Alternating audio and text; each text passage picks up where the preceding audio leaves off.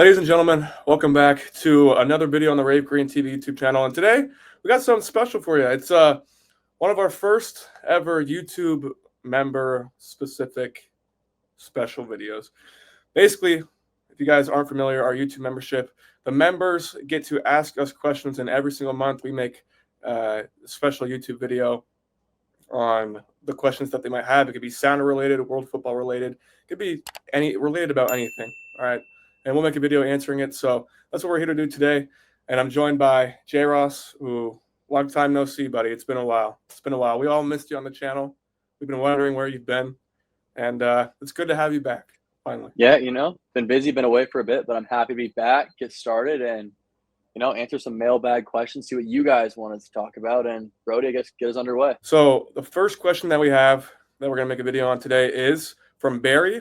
Shout out Barry. Should Ryan Kent be released to let him move on in the summer window to open up playing time for Georgie? Now, we're going to kind of answer this in a bit of a different way. It's just more of like what's the deal with Ryan Kent? What's the plan here? Obviously, Ryan Kent was an injury replacement for Paul Arriola after he tore his ACL. Ryan Kent was signed for the rest of this season and also has a club option for next season. So we're going to just talk about what's the plan for Ryan Kent. So, J.R., I'm going to let you start out with this one. What is the plan for Ryan Kent if you are Craig Weibel? Well, if I'm Weibel, I think that if we can make it work financially, I don't see why not bring him back. I mean, the thing is there's opportunities for Georgie to play, as this question asked, no matter what. We played dang near 50 games, or on pace to, throughout this entire year. That's plenty of game time where the more depth, the better. And Ryan Kent hasn't even been a consistent starter for this team. So I don't know if asking the question about giving other players game time is a reason why we should cut or release Ryan Kent, let him go. But on the other side, this question is almost asking as if we should do it for the benefit of Kent. And going into this year, I don't know if Kent had that much interest. I just feel like right now it's probably in the best interest for all parties for us to try to extend him and keep him for one more year and see what we can get out of him. Obviously, like we just said, Ryan Kent's on a club option. But here's the thing, right? So what I've been looking at from the roster perspective is I believe Paul Arriola also has a club option for this year too, if I'm not mistaken. They both make about roughly $1 million. The money's pretty tight. Like from what I'm seeing, it's almost looking like it's like a one or the other type thing, whether it's Paul Arriola or Ryan Kent. I guess there's moves that could be made, but the thing is like, what are the most obvious moves we can make, right? Selling Obed, but that's freeing up, like, what's Obed making? A little over $100,000 right now, so it's not freeing up much. Like, I don't really see any moves that could be made to free up that much money to where we could keep both. I think it would be a Paul Arriola or Ryan Kent situation. Me personally, I think I would take Ryan Kent. I think we have a profile similar to Paul Arriola in the likes of Jesus Ferreira, in terms of just that outside winger depth, high intensity, high work rate. Paul Rothrock as well in that same profile, but we don't really have a player like Ryan Kent other than Pedro and I guess Georgie, but without the end product. Like, Ryan Kent's a special player, and when he like actually decides to be aggressive and turn it on, he can change the game in a way that only maybe a couple other players on this team can. So if it was one or the other, I would choose Ryan Kent. If I'm being honest, though, I think the plan is I think Ryan Kent will more than likely probably leave at the end of the season. I think he saw the team. I think he saw what tournaments we were in.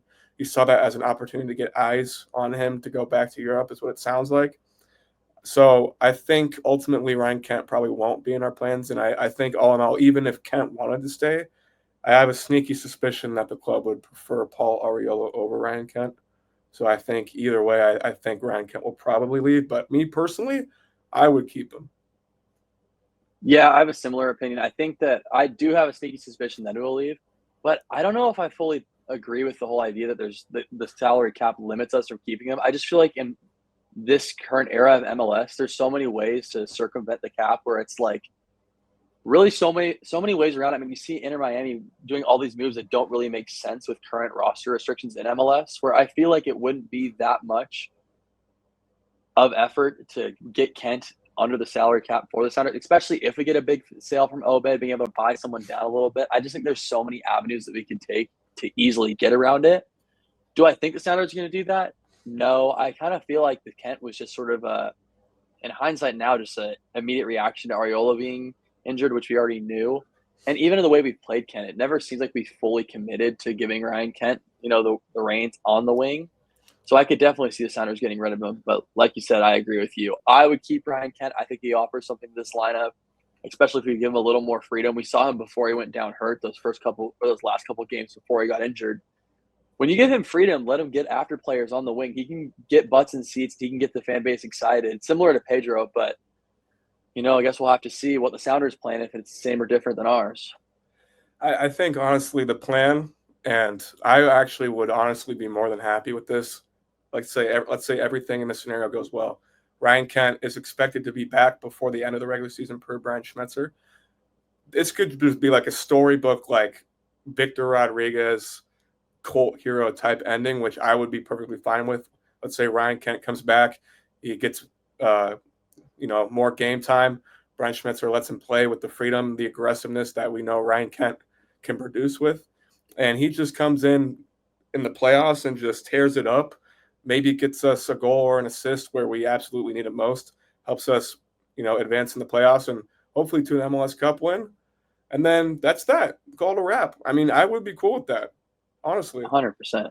I mean, to be fair, if any player fits the profile of a guy to come off last 15 minutes of a game and just go at a tired fullback, it would be Ryan Kent, which we'll have to see how he is. Hamstring injuries, I mean, as we learned with De La Vega, can kind of linger forever and ever. But Kent just has the profile of a guy who can just get you so excited, go beat a defender and come up with a clutch moment. And we haven't really seen that for him in a Sounders kit, which is why I would love to see him stay one more year. But like I said, I personally don't think that's going to happen, but I guess we'll have to wait and see. All right, and that's going to do it for this video. Thank you very much for watching. Shout out to Barry, the GOAT, absolute GOAT. Shout out to all the members on the channel. We appreciate you guys. Thank you for providing us questions for these videos. And if you like the video, throw a thumbs up, subscribe if you haven't already. And ladies and gentlemen, I hope you all have a great day.